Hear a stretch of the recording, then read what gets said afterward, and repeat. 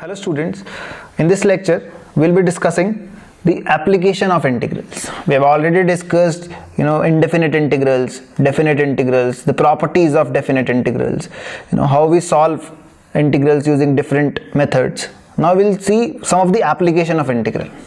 We have already discussed the geometrical interpretation of integrals. We know the basic application of integral is to find the area under the curve.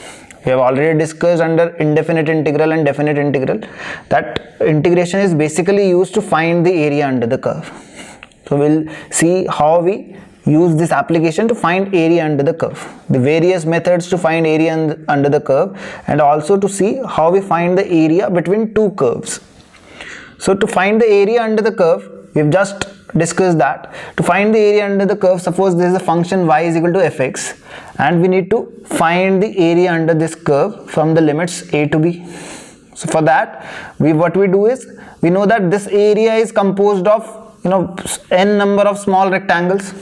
So I have made a strip with a width of dx and the height of this will be equals to y. So in order to find the area under this curve, I'll have to add the areas of all these rectangles which will come under this area. So to find that area, what we do is we need to integrate the function, that is fx, within the limits a to b.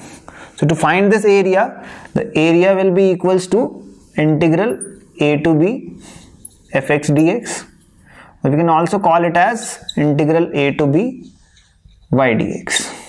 So this y into dx will give us the area of this rectangle, because the height of this rectangle is y and the width is dx. So the area will be L into b, that is y into dx. Integrating it within the limits a to b will give us the total area under this curve. So the integration is used to find out area between two curves or the area of the curve which are not regular. There are irregular curves where we cannot find the area using the general methods of finding the area. Like in the rectangle, like for a rectangle we find the area as length into breadth. For a square we find the area as side into side. But here we cannot find the area directly. So for that way we need to use integration in order to find the area under the curve. Now we'll be discussing various methods of finding the area under the curve.